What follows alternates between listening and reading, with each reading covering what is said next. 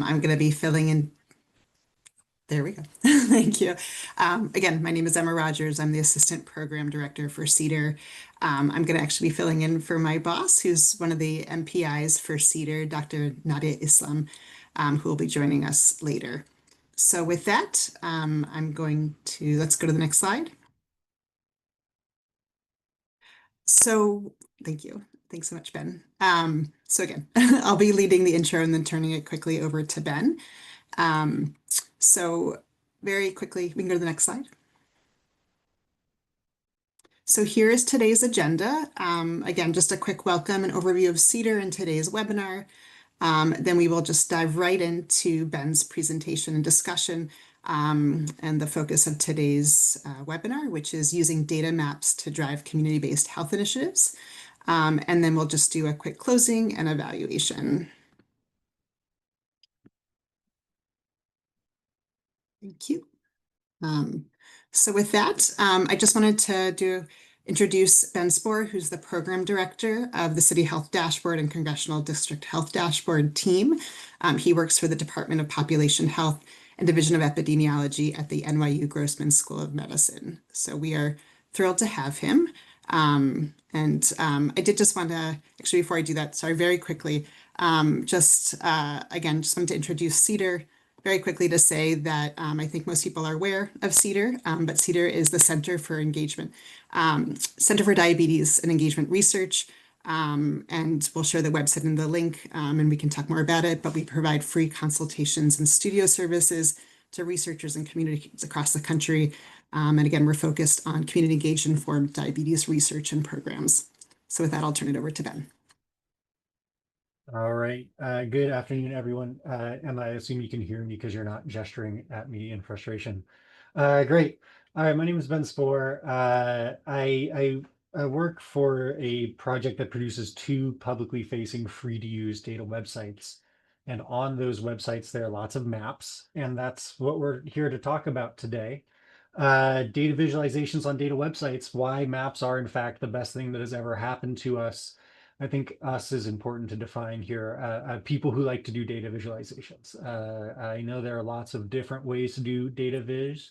Last time this group met, Fred did a great presentation, Fred Lapola, one of the librarians here, about different ways to think about data visualizations. It was like fair and balanced and really interesting. I'm not Fred, and I'm just going to try and convince all of you to use maps for everything. Hopefully you'll rein me in a little bit. I also want to say that while I've as an academic, I can talk forever about anything. It's actually a core course in every PhD program. I would prefer this to be interactive, and so I've got the chat just right here. I'm happy to receive chats, and if you if there's a city that you really care about for good or ill, drop it in the chat, and I'm going to try and pick one from amongst those cities to base our demo of the City Hall dashboard and the maps therein in this next phase. So like, let me know where you're from or what places you care about, and we can go from there. So we're doing a little intro right now. I'll introduce the City Health Dashboard. We're going to talk about why, I'm going to give you a demo of the City Health Dashboard. We'll talk about why data visualizations are important, why maps specifically, and then I'll put up one of the maps from the City Health Dashboard if we have time and talk through what's wrong with it, basically. Not to be too harsh on my own product, but one of the maps at least could really be improved. And I'd love to hear from you all about how and why. So this is me. I'm the program director for the City Health Dashboard, Congressional District Health Dashboard. I got a BA from Berkeley in philosophy, and then I had to get 2 more degrees in order to get a job. So I got an MPH at Columbia and a PhD at NYU.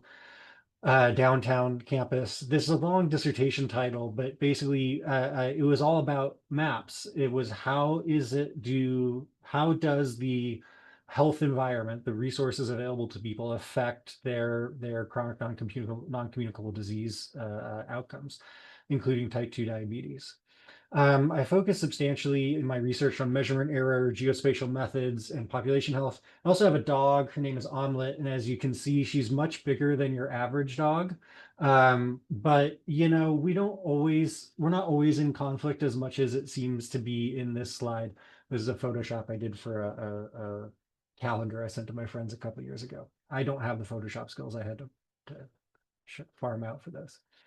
So I'm going to start us off with a case study. Nadia had pointed out that a lot of times when we spend a chunk of time talking about data, we lose touch with the application of data to make positive change in the world we live in.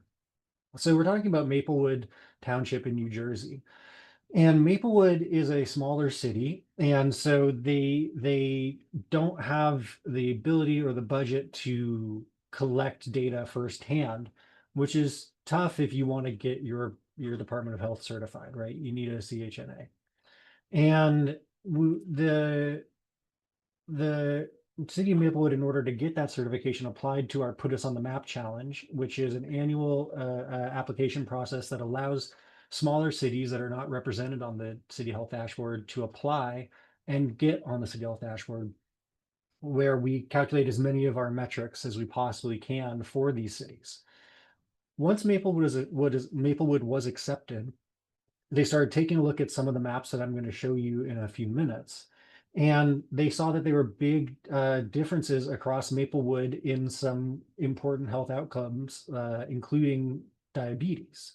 So they brought these maps to their township leadership council. And as part of that, they took two major actions. One was they started screening for diabetes and other health conditions at the farmers market every week, free screenings. And then they moved their health fair essentially from one side of the park to the other in Maplewood, because they found that a lot of the folks who could use the resources were not located in the place that the health fair was located. And they moved the health fair over, and all of a sudden they started getting all the folks into the health fair that they wanted to get into the health fair, and then becoming able to connect them to the services that they need to manage chronic non-communicable health conditions. So it's like they used a map to reallocate resources and it worked. And it felt like that moment when the clouds part and the sunbeam comes down on the project. It's just like was a huge win for us. It also really showcases that mapping health data can reveal geographic patterns that empower people and policymakers to make important decisions. And that's like the dream come true for the City Health Dashboard.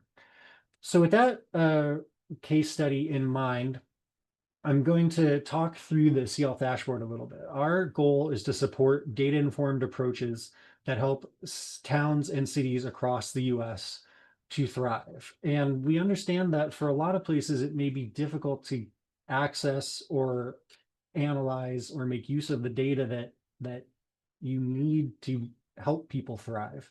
And we try to lower the bar to entry to data-informed decision making. The underlying premise here is that progress is powered by communities and guided by data. And we really are not of the belief that we can replace or usurp any of the deep local knowledge that people have about their communities. But we want to add to that knowledge with some of the numbers that are, for instance, often required in grant applications. Cities play an essential role in shaping residents' health. I know that a lot of cities right now are thinking about a clean water infrastructure, that safe and affordable housing is really important. We saw many cities pass their own smoking policies in a decade or so ago, a little bit more. Built environment, public safety, all of these important health topics are within the remit of city policymakers. And our belief is that with better data, users can make a stronger case for policy change and for new approaches and programs that will help address some of these health challenges. So this is a map that has a dot for every city in the US that's displayed on the City Health Dashboard.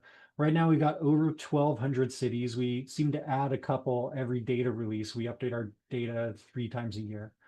And a savvy or a demography-minded person will notice that the dots are much denser in places where lots and lots of people live, like Northern and Southern California, the Northeast, parts of Texas, And that's where there are so many people that there are often many cities and many large cities and also smaller cities that ring that exist on the outskirts of those larger cities. And so though this is there's a lot going on this map, it doesn't really capture, it's hard to express with this map the number of cities we have. And that is a mapping data visualization problem, right? And so now we're going to start our conversation about mapping data. This isn't particularly effective because it's hard to get sufficient granularity. And this is a problem that we also have on the other website we produce, a Congressional District Health Dashboard, in that in places with high population density, congressional districts get very small. And if you look at a national map, you're not going to see differences in small geographic areas, or at least small compared to the breadth of the entire continental US. So this is good for like a little bit of a wow factor, but in terms of communicating data, this doesn't give anybody the specificity they need to understand the cities on the City Health Dashboard. So the power of the dashboard is we can use the data on the dashboard to pinpoint social and economic influences that drive health outcomes. We can give folks a common language to talk about health and drivers of health that create and spark partnerships and collaborations. And we also have a take action section where folks can find resources that they can use to take the next step. So once they've decided to collaborate to work on a problem, what do? They hopefully go to the take action section on the City Health Dashboard and find some resources. So, in thinking about who should use the dashboard, this list almost feels like everybody, or at least everybody who works on public health. But our point really is that we want to bring people together and get them working together to improve health for everybody. So mayors, city managers, philanthropies, researchers, health and education advocates, community organizations, everybody. And we'll go through this in the demo a little bit, but you're getting the first glimpse of what some of the City Health Dashboard maps look like. We want to enable people to compare health metrics across neighborhoods, to be able to compare their city to other cities, including within the same region or with similar populations or population characteristics, and set priorities to better guide resources. We have about 45 metrics on the website, and I'll show you the list of them in a moment. But we're looking for national data sets that allow comparisons across places. We want them to be rigorously collected and analyzed. We want them to reflect city level priorities and be amenable to intervention. We want them to be updated regularly. As I said, we update the data 2 or 3 times a year, and we do that because we have a lot of metrics that are the new data for which are released at different times of the year. And then we want to incorporate a comprehensive view of what influences health by including social drivers of health, health outcomes, individual health behaviors, clinical care, like lack of health insurance. This is our big list of metrics. And this itself is not a great data visualization, because if you look at it, it's like, how am I going to read this whole list in the amount of time that this dude is going to have the list of metrics up? So oftentimes I try to highlight specific metrics for folks. And today we are highlighting diabetes. It's one of the metrics we have on the website. And we're going to look at how we display that and how we interact with a specific metric in the demo. So I'm about to switch over for the demo. I haven't seen anybody volunteer a city for us to look at, but if you have one and you've been feeling shy, or you've been waiting for the right moment to share it, this is the moment to share it, because I'm about to plunge it. Oh my God, I just missed the chat over here. As much as I promised I was looking at it. I've got Los Angeles, Great Falls, Santa Ana. Oh man, I grew up in Southern California.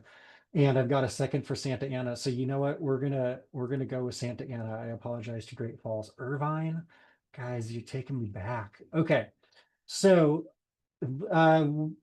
this is the wilds of the internet. You could go anywhere from here, and you decide to go to City Health Dashboard. The internet at our office has left something to be desired today. So we're just going to wait for an incredibly awkward and interminable amount of time for the information to get exchanged between my computer. Hey, look at that. I filibustered. Santa Ana, California. And what you'll probably notice is that as you start typing, the list reduces, but there are a lot of cities available. So we click through the Santa Ana and we get the list of all our metrics. I'm going to, of course, click on diabetes. A couple things I want to point out here.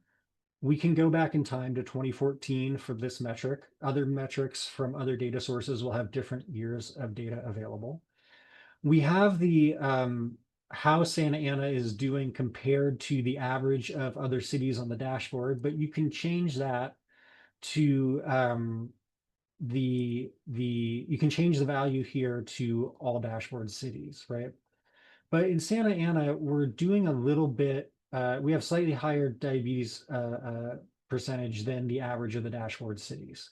And this check mark tells you kind of which direction you want this gold bar to go.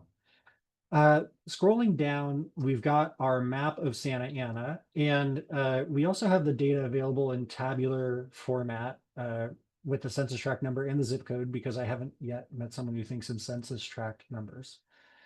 And what we can do is click on one of these census tracts and get the diabetes the percentage of the total population reporting diabetes for these census tracts. And we can immediately see there are some big differences across Santa Ana, right? If we get rid of these little pop-ups, we might even theorize that there's something different about the population living in this part of the city than in this part of the city.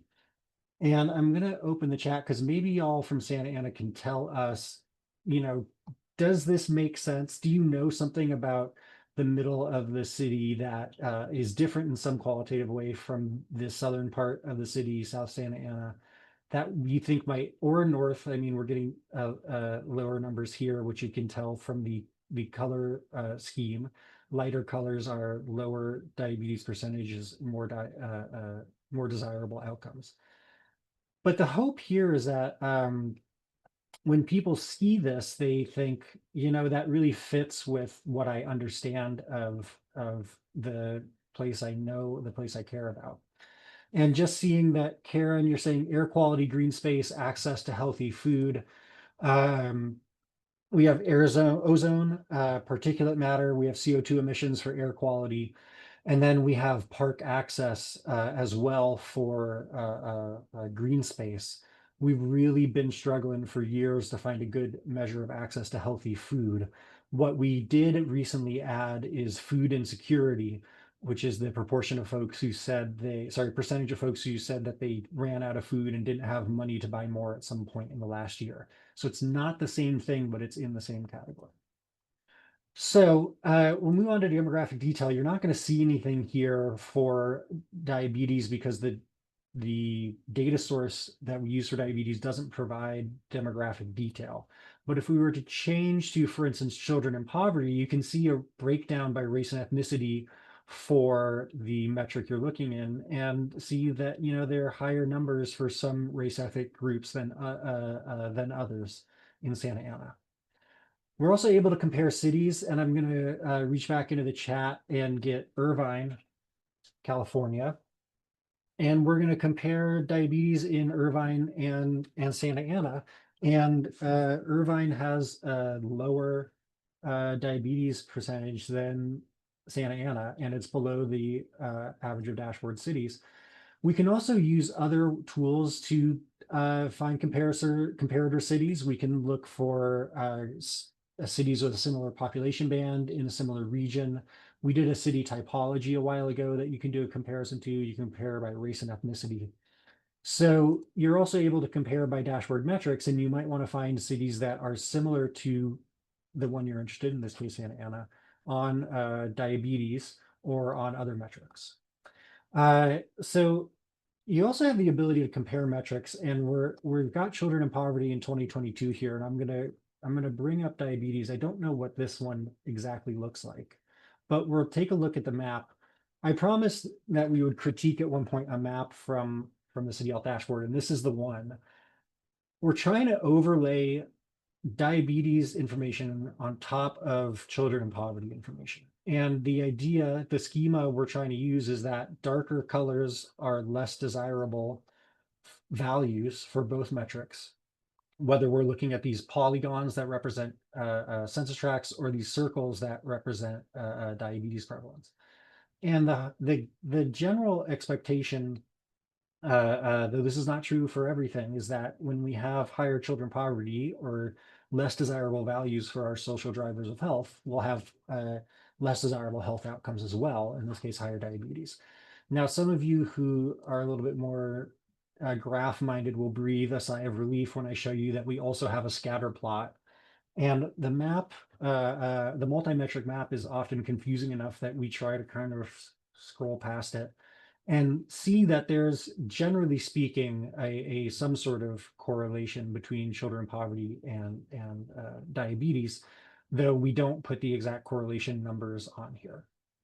So I'm also going to just point out our take action section, where we have a number of different programs and policies, partnership and funding strategies tailored to the different metrics to help folks take that next step if they want to take that next step in addressing the problem that they care about. So I'm going to bring up one more website. This is the Congressional District Health Dashboard. And this is another website that we produce here with my project. I'm going to type, instead of putting in a congressional district or state, because I also don't know anyone who thinks in congressional districts, I'm going to put Santa Ana into the search bar, and we're going to get a choice. Often we get a choice of a couple different congressional reps. I'm going to choose Young Kim, California 40th. We're going to view the district here. And I'm showing you this because I know that, and the internet's failing me a little bit again, so I'm just going to go back to California 40th. Though you should be you can usually click through from that selector right there. I know that a lot of folks may not live in the cities that are located on the dashboard. And if the internet were not doing its best to let me down here, what you would see is that through the Congressional District Health Dashboard, we provide the same metrics, mostly the same metrics, for the entire US at the neighborhood level. So we don't yet provide estimates for every city in the US, but what we can do is provide the census tracts that make up the city that you're interested in. And we're soon to add a feature that allows you, oh, look at that. So you go to explore the map, you click on diabetes, and then you want to click this button that says show census tracts. And it takes a second to load because it's a lot of information, but you can find granular information about any part of the US using the Congressional District Dashboard, including places that are not covered by the City Health Dashboard. So if your city's not there, you can look it up on the Congressional District website. So that's the Flash demo. I'm going to go back to sharing my slides. I've managed to put up the chat. So if you guys have a question or a thought, please just share it. I'm sorry, Deidre, I'm sorry I didn't get to Great Falls, but hopefully we'll be able to use Great Falls as an example in a moment. So now I want to talk a little bit more about maps specifically and what their role is in data visualization. And one of the problems with any data visualization, including especially maps, is that they are meant to make reduce data to something more digestible. And I often think about this saying the best map of the world is the world, because the maximum scale and resolution for a map is the world around us. And we know where the good dumpling place is, and we know where our dentist is, and we know the good dog walking routes. And that's all information. And that information is not reduced in its scale or its complexity at all. So the best map of the world is the world we live in, and anything we do to visualize those data in a more digestible way necessarily reduces the volume and complexity of information. So we have to do that reduction carefully, because there are ways to reduce the data that make it more confusing and less digestible. And there are ways to reduce the data that make it less confusing and easier to understand. So often you'll see tables. And if you are looking at this and are also thinking about the chat, this is the sort of mindfulness part of our seminar today. When you see a table like this, which is from a paper that I've written, so you can say whatever mean thing you want to about it. There's no egos to bruise here. Uh, how does it make you feel? Does it make you feel like I totally understand what's going on here? Does it make you feel like this is easy to interact with? Does it make you feel something else that's not quite as positive? I'm going to give folks a second just to drop an emotion word or two into the chat.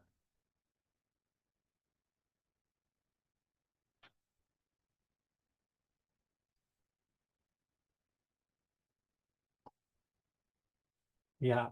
So the first one I have here is from an anonymous attendee saying, I'm confused. And you know what? You're right. Um, Especially this table, which I again can hate on because I made it, though at a different point in my career. There's this long caption on the left that creates all this white space. So it's hard to carry information from the header through to the rows of numbers. Also, I might offer that rows of numbers are kind of uncomfortable, right? Like you have to understand what the title is conveying. What does each number represent? We got the mean and the standard error. Are we fluent in these statistical concepts? And so I personally, my feeling on tables are best for data that are not heavily focused on locations or may not have meaningful geographic patterns because you cannot visualize any geography via a table. I think they can be off-putting, especially for non-technical audiences, because if you don't spend a whole lot of time staring at tables, then trying to get a look at a table to like understand something important about the places that you care about can be difficult. It might take you longer than the amount of time you have to really dig in and read that table. And the tables generally have 2 or 3 dimensions of data. And what I mean about by that is uh, when we use a data visualization, we are often thinking about reducing the volume of information to a more digestible number of dimensions, right? It's not just a huge volume of information. But the table itself does have kind of a huge volume of information because each one of these numbers already communicate a dimension of data. Um, you know, you can probably guess that from this header, this is the percentage of children in poverty. And so the 14.1% is one piece of information. But, 14.1% of whom? It's cities high in this case, Asian American populations, right? So 14.1% of children are living in poverty in cities that have a high Asian American population. Like we can get that from this cell. We have to keep that schema and those 2 or 3 dimensions in mind as we look through each one of these sets of numbers, right? And so if you need to communicate a lot of information, especially a lot of numerical information about a place or a topic, a table is probably the best way to do it efficiently because it quickly reduces a lot of information to a format that is at least easy to write down, if not quite easy to read. But as Carrie says in the chat, tables don't tell the story like data visualization can, right? And so you're kind of expecting the person reading the table to have enough knowledge or understanding of the topic to not only read and understand everything that's going on in in the table, which can be quite complex, but also to be able to tell the story themselves, right? Because you're not giving them a narration the way that a figure or a map might. So there are certainly topics for which tables are useful. My first thought is usually a budget because the data dimensions in a budget are really familiar to people, right? It's like dollars and cents, and we're thinking about dollars and cents every day. And so it doesn't take much processing power to understand what's going on in that table. But if you're trying to get a conversation started, a table might be a way to make sure that it never gets started. So I guess maybe I should say, if you're trying to make sure a conversation never gets off the ground, give people a huge and complex table and they'd just be like, I can't deal with this. And you can move along. That's not always true. And in the scientific literature, I bet you Emma is like yelling at the screen. In the scientific literature, we need to communicate this way because we have technical audiences who want to see all the data, and we have complex topics. But I don't know if you're trying to convince folks to take action on type 2 diabetes if the table is always the first choice. So the next I want to show you is a figure from another paper that I published, and the first place to look is along the top. We've got blue dots and orange dots, right? And basically what it says is the blue dots represent an estimate from the congressional districts that we calculated, and the orange dots represent estimates for congressional districts as calculated by the census, right? So same geography, different sources. And the point of this particular paper was to see if the numbers that we were calculating with this new method we were trying out were similar or the same to the version that the US Census was putting out. So you can get that from the title and from the key here. Does looking at this feel different than looking at the table previously? Does it feel easier or more difficult to understand? Like, does it feel easier or more difficult to look at? Does it cause you to feel differently? Like, what comes up for you when you're looking at this, especially in comparison to the table that we just looked at?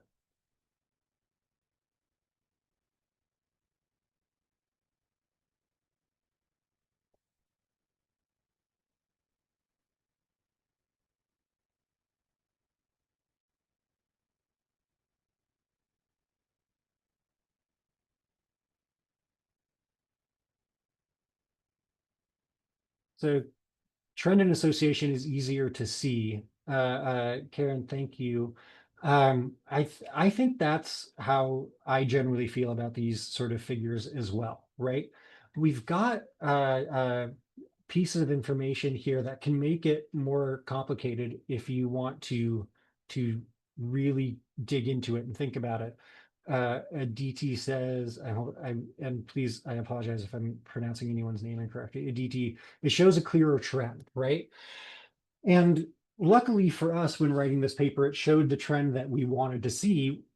Basically, that especially on this left-hand side, the column of figures labeled tract level aggregation, the blue and the orange dots are like all up in each other's space. They're right on top of each other. And so the estimates we calculated with our new method were very similar to the estimates that the census produced.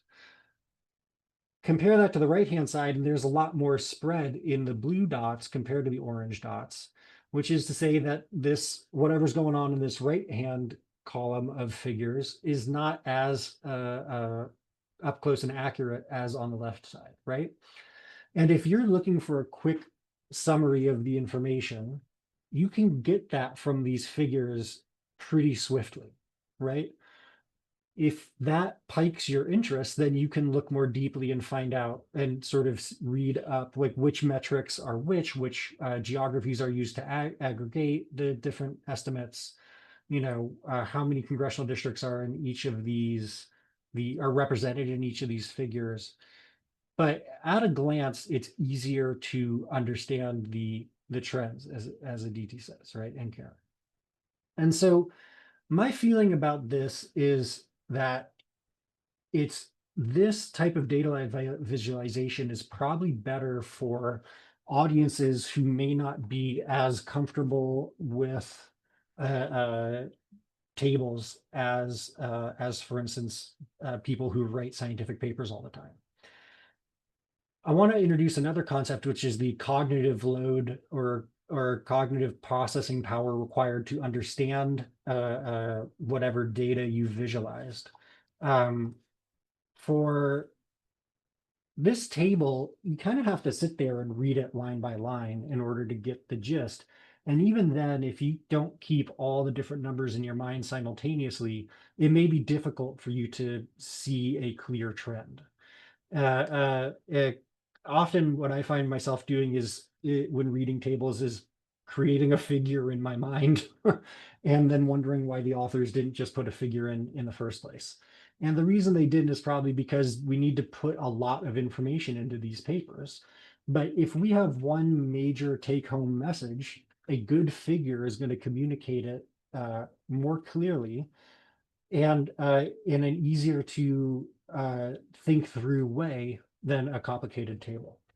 So in my experience, the charts and graphs are best for communicating data, a data trend or a tendency, or for which the trend or tendency is the most important quality, right? So if you are trying to give people precise information about every for instance, study participant or every neighborhood, you might choose a table. But if you're trying to communicate the overall trend, you might go for a figure or a graph. They can be made very pretty. And the the figure we just looked at is a lot prettier than the table we just looked at. And then thinking about dimensions of data, there are certainly 3 dimensions of data in the figure, one of which is always the trend. And the trend could be time, it could be differences across group, it could be a specific variable like income. But the point is that once you communicate to someone reading the graph or figure that this is what the trend is, it's increasing or decreasing or moving around income or group population numbers or what have you. Once you communicate that, the cognitive processing required to understand that gets very low, right? So once you understand that the distance between the dots reflect how similar or different the estimates are for the same congressional district, you just look at the spread of dots and you can sort of intuitively understand that on the left-hand side, they're closer together and that's good, and the right-hand side, they're farther apart and that's less good.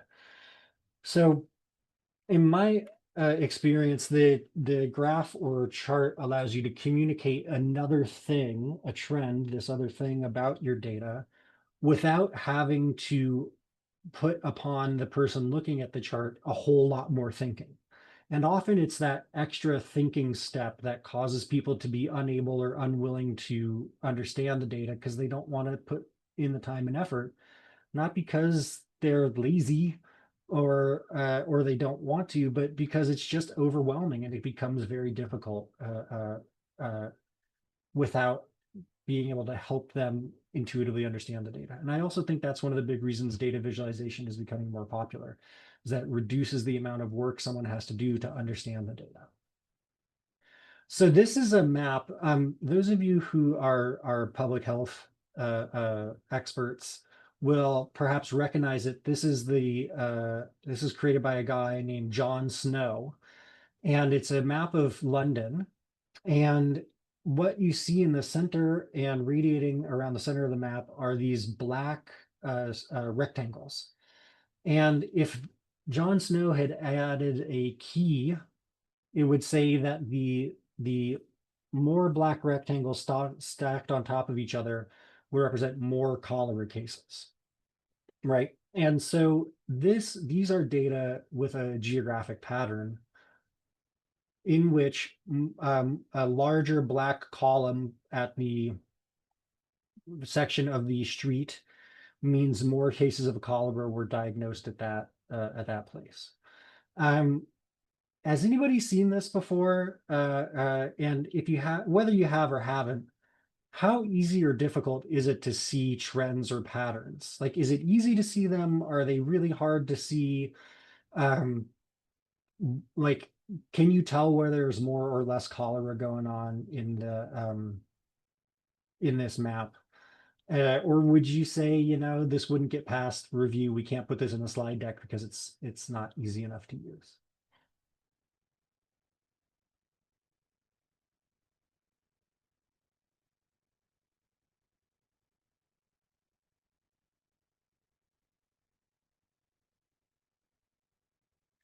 No, so I've got Alexandra says no, it shows only the sources, which makes me think that I've not expressed it well enough, because the suspicion from this was that these little dots that say pump next to them, which are a little hard to read, the worry was that these pumps were carrying infected water. And so we would expect to see around some pumps more cases and around other pumps fewer cases. But Alexander's making a good point that the data visualization are only as good as you explain them. I've probably not done a great job explaining this one. I've included this map, Alexander, rudimentary, but does visualize clusters. All right, that's great. That's a little bit closer to what I was hoping I was going to explain well. This map, we include this map because it's sort of the go-to example of the first time that, one of the first times at the very least, that data mapping was used to capture something important about public health. And this cluster approach that Alexander references is kind of what we're going for, is that there's a pump right in the center of the map, and there's a whole bunch of collar cases around it.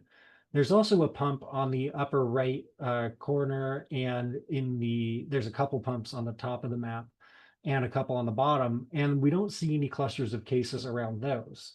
So we've got a couple of dimensions of data immediately, right? We've got this geographic layout, and then the differences in cases across the geographic layout. And if we've been able to add our exposure to the map, so in this case, it's these pumps that may have infected water, we also have exposure information.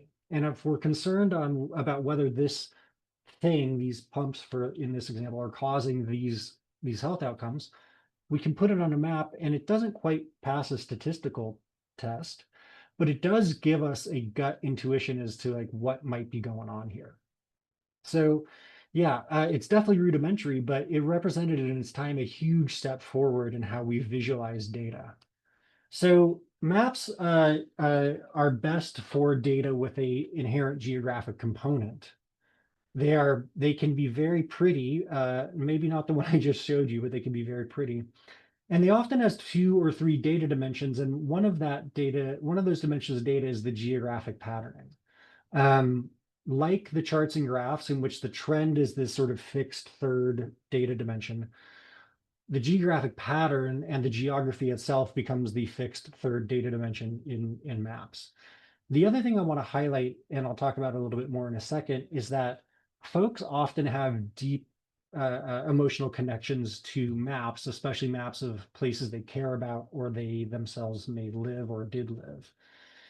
And so we get this sort of not necessarily data related, but this other way to help people engage with data, which is by showing them a place that they care about. And I think it's important for us to remember that as we work on data visualizations.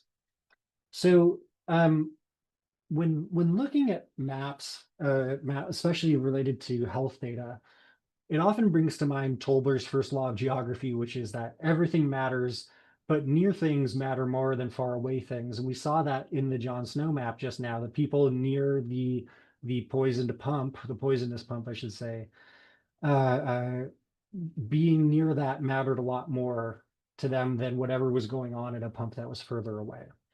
And that, I think, is one of the dimensions of health and exposure, public health exposures, that is best captured by maps. It says that these things are close to these other things. It could be that hospitals are close to people who get health care, or hospitals are far away from people who don't. It could be that industrial sites are close to cancer clusters. It could be that water pumps are close to people who get waterborne diseases, but it's only specific pumps. And this helps us think through when to use a map and when to not use a map, which is essentially, does this data lend itself well to geographic patterning? And pardon me, as I was saying, people care about places, and they'll often have an emotional investment in their maps. And so when people look at the City Health Dashboard, and I hope for some of you Santa Ana folks, you just had this moment, that's my neighborhood, or I know where that is, or I have a intuition or a thought as to why the data look like they do, because I have some prior knowledge and expertise about this city or this place.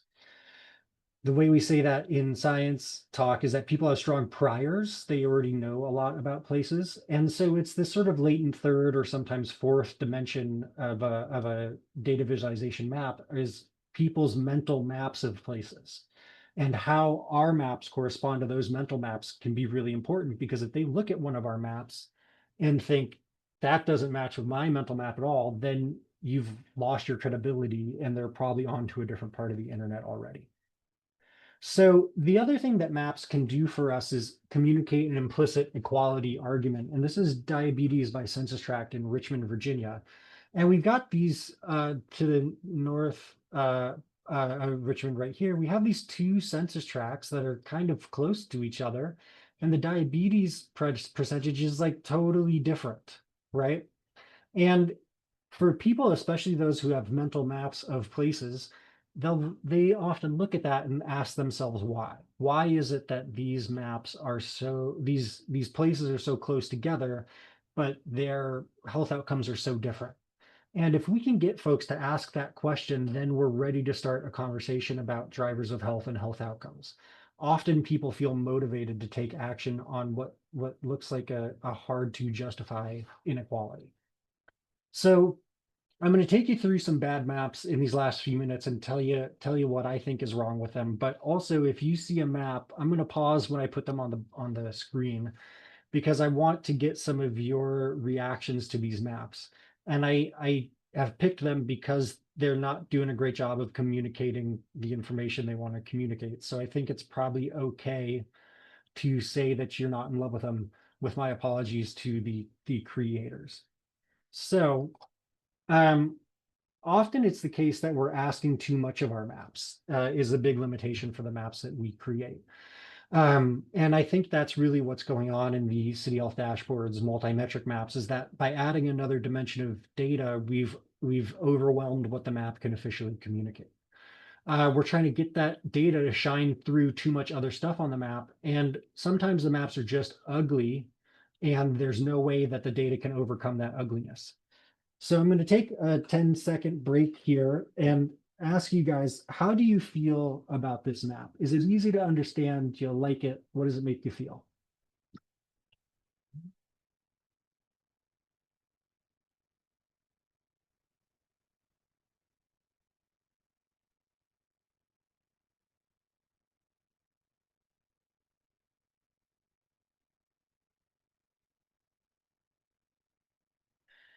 Yeah.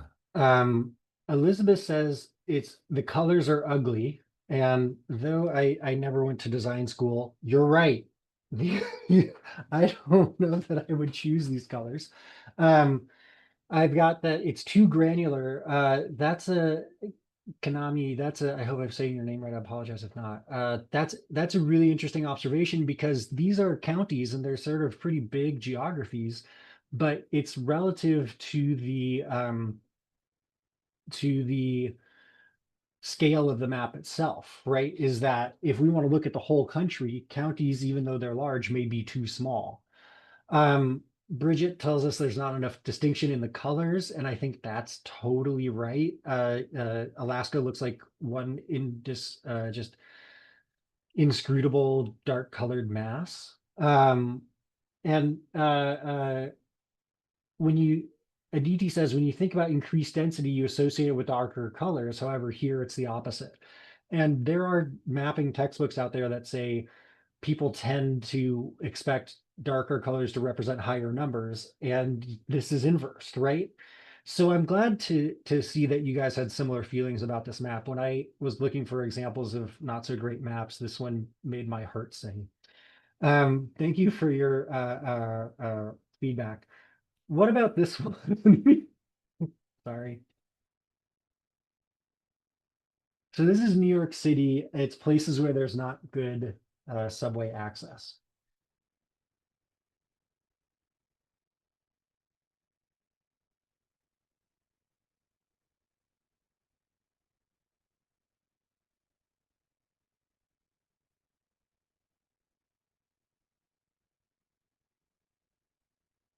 Hmm.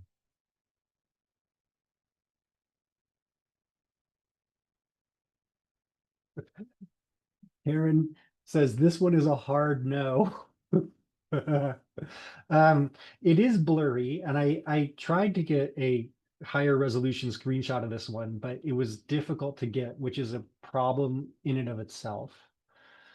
Without Rebecca, without intimate knowledge of New York City, it's hard to make heads or tails of. And I think that's really right. My biggest objection to this is that the places all around New York City are